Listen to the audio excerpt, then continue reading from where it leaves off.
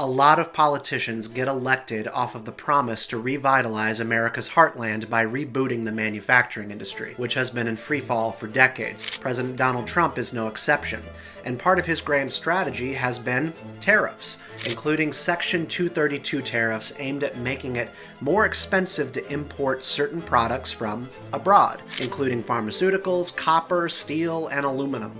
Section 232 allows for the President of the United States to use tariffs if imports threaten national security. Steel is, of course, a major input for defense infrastructure, but the legal case for using this power has been stretched to the limit, and consumers pay for it at car dealerships and in the grocery aisle.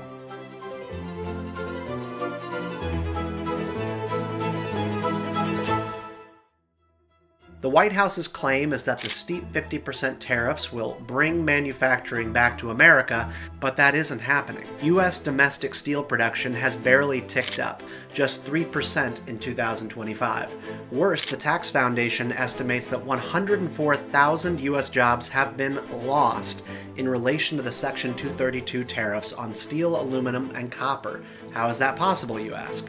Every steel job saved by the Trump administration's policies has cost U.S. taxpayers $650,000 per job. They're subsidized jobs and cost more than the salary of a big city lawyer or doctor to reshore domestically. The math is really bad here. Tariffs protect one steel worker for every 80 that depend on affordable steel inputs, such as the automotive, rail, and housing sectors.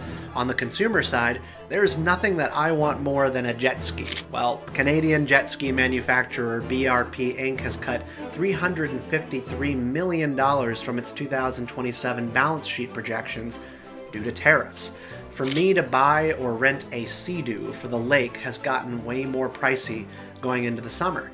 The same goes for food that requires a tin can. Yes, the canned beans and corn have gotten more expensive thanks to tariffs claiming that they are a vital national security interest. Affordability is a really tricky issue, and it still tops voters' concerns headed into the US midterms. But call me crazy, I don't think that this is a good message. Losing money costs you nothing. This is just the reality of life. Losing your character costs you everything. Losing your country costs you everything. Bad politics and it's bad economics. A 50% tariff is a 50% tax on the raw materials that U.S. manufacturers need to supply what consumers are demanding. Take the example of Indiana's BCI Solutions. The company is a small metal foundry that sells to a range of agriculture and heavy equipment makers. Their CEO, J.B. Brown, told Reuters that his workforce is down to 130 people from a high of 240 a couple of years ago. Every time I hear that manufacturing is booming, I scream at the TV, he says. Tariffs mean more expensive inputs, and that means fewer employees.